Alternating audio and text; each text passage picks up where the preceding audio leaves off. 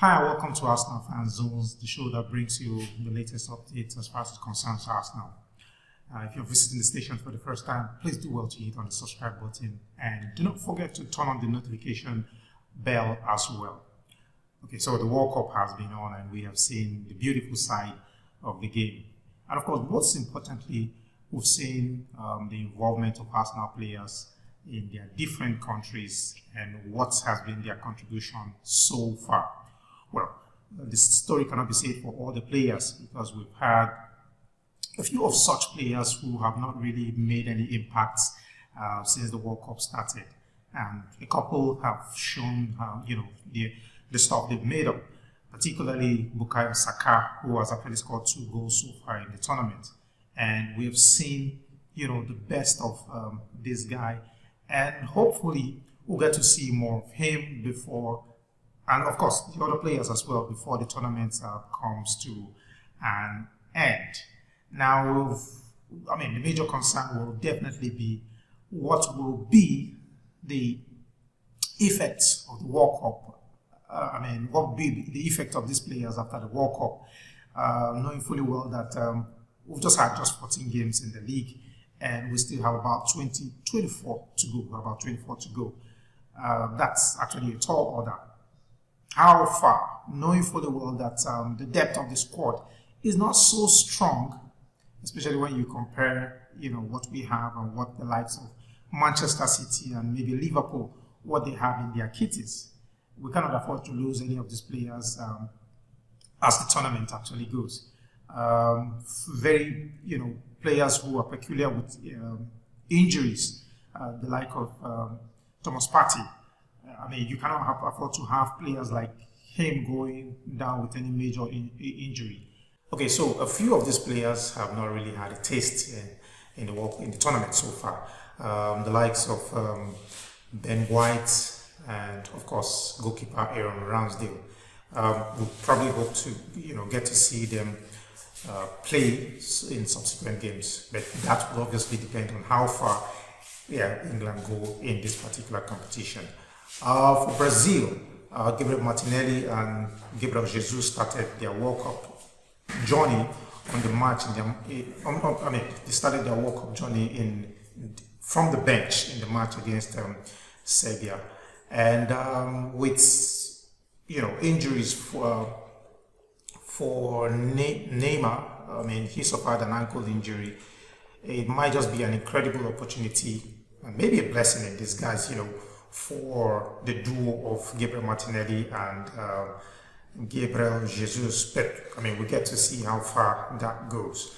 Whoever eventually gets to start, but I think it's obviously going to be an incredible opportunity for one of these players to start in their next game.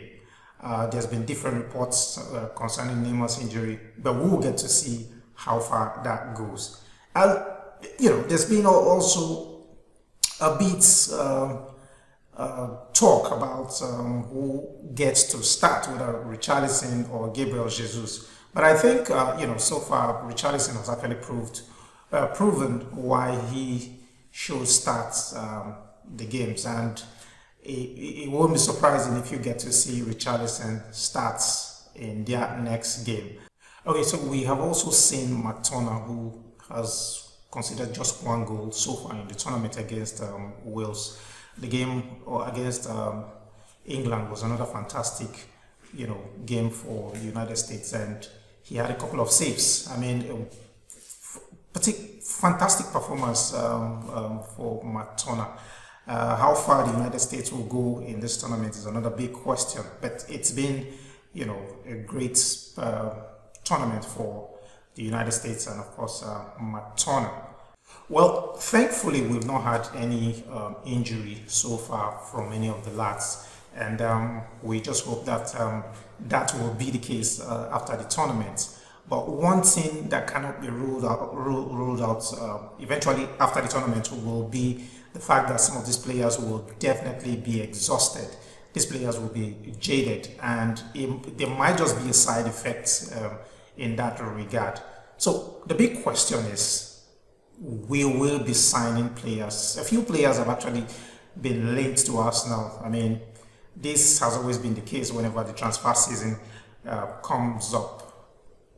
Quite a number of players are linked to Arsenal, but I mean, you can only hope that these transfers eventually happen. You know, especially like we said before, the depth of the squad is not so strong when you compare what you have with the likes of Liverpool, just maybe Manchester United. Okay, so just leave your views in the comment section and tell us what you think.